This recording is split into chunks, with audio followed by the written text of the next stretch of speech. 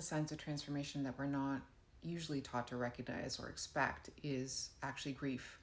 So, in a patriarchal culture that is built on ego and accumulation, we are conditioned to actually run from loss in every way that we can, and even to view loss as a failure. But there's no real change without the death of what has been before. And so, when we wake up to natural systems outside the grip of ego, we can see that surrender to transformation and death are really the only sane responses to being alive.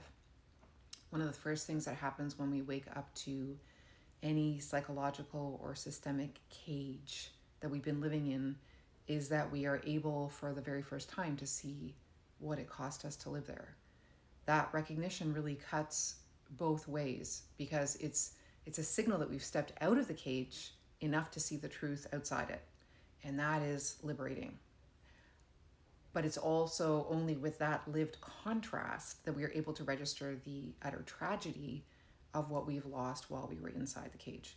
So grief is not a flaw, it's not a failure, it's what happens when the truth finally has enough safety to be felt.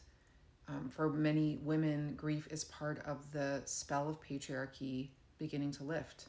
And it's especially true for those of us who have spent many decades being extracted from and gaslit. Grief means that our nervous systems are realizing how much we lost while we were adapting to survive.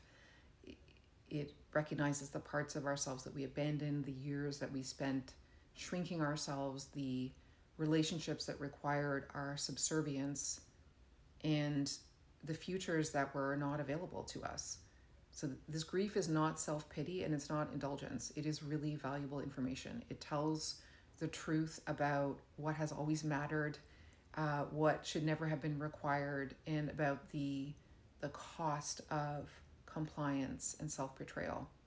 In patriarchal capitalist culture, grief is treated as weakness because it interrupts our productivity, it interrupts certainty, it disrupts control, but it can't be rushed or bypassed without massive consequences. So for those of us who are beginning to finally trust and move into our grief, I want to celebrate our courage and our capacity to surrender to our evolution.